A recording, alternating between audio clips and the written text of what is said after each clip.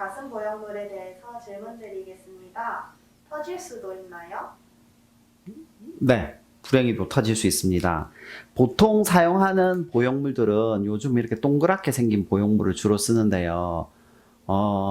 제작할 때는 굉장히 강하게 제작을 한다고 해요. 그래서 뭐 시쳇말로 트럭이 올라가도 안 터진다 이렇게 설명을 하는데 그건 1회에 대한 거고요.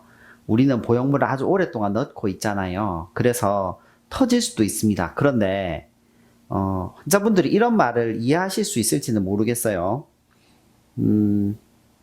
원자력 발전소 중이 아니라 모든 다리는 부서질 수 있습니다. 그냥 어느 정도까지 견디기를 설계를 그렇게 해놓는 거예요. 그리고 뭐 모든 빌딩은 우리가 설계 강도보다 더 강한 태풍이 불면 모든 건물은 쓰러질 수도 있죠. 실제로는 그게 공학이거든요. 그래서 이런 보형물을 아무리 강하게 만들더라도 우리 과학기술이 발전하더라도 그게 가질 수 있는 내구도의 한계가 생깁니다. 그래서 항상 터질 수 있다고 얘기하는 것이 맞는 것 같습니다. 보형물이 너무 크면 안 들어가나요? 그랬던 적은 없는 것 같습니다. 솔직히 말하면. 물론 넣기 조금 힘들겠죠. 하지만 안 들어갈 정도는 없었던 것 같습니다. 부작용이 뭔가요? 가장 흔히 얘기하는 게 흉터, 그 다음에 좌우가 다른 비대칭, 그 다음에 딱딱해지는 구형 구축이거든요. 근데 비대칭은 뭐 이거는 어쩔 수 없는 부분이니까 그렇다 치고 흉터도 뭐 어쩔 수 없는 부분이니까 그렇다 치면 구형 구축, 딱딱해지는 게 가장 중요한 부작용이 됩니다.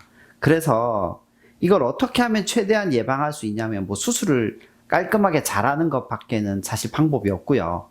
그 다음에 또 하나 얘기를 한다면 저 같으면 피오스를 항상 사용하고요. 마사지 같은 걸 좀 열심히 하고요. 뭐 그 정도에서 보통 얘기를 합니다. 보형물에는 어떤 타입이 있나요? 예전에는 보형물이 그 표면이 아주 매끈한 스무스 타입이 있고 이게 오돌도돌한 텍스처드 타입이 있었어요.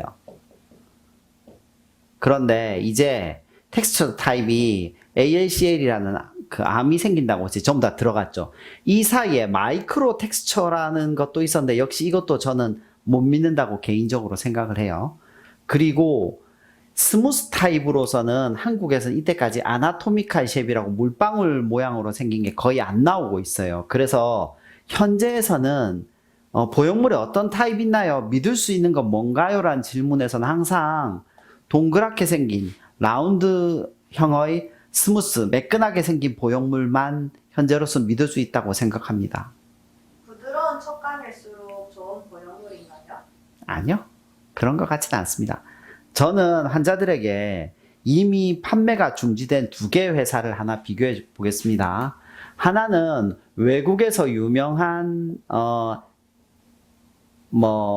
A사께서 암이 발생해서 지금 큰 문제가 됐죠. 그 다음에 한국에서 유명한 H사의 B제품이 문제가 됐는데 이 A사의 제품은 실제로 아마 이 회사가 망하지 않는 이상 굉장히 많은 보상을 해줄 겁니다. 할 수 있는 한까지는.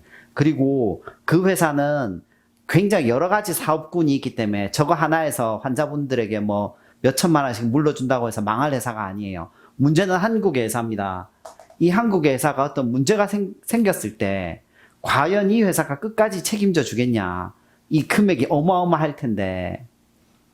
그래서 저는 비싸더라도 죄송하지만 이 문제에서는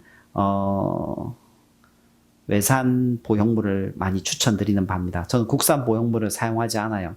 이유는 국산이 싫어서가 아니라 좀 더 많은 연구가 되고 어떤 이런 일이 발생했을 때 수많은 일이 있었거든요. 이때까지 보형물에서 암이 생겼던 적도 있었고 보형물에서 어떤 뭐 기저질환이 발생한 적도 있었고 수많은 일이 있었는데 그 사건에 대해서 결국 지나서 보면 큰 회사들의 보형물을 보상해 준 경우가 훨씬 많았다는 거죠. 너무 작으면 통계적으로도 잡히지 않으니까 보상건 자체가 아예 성립이 안 돼요.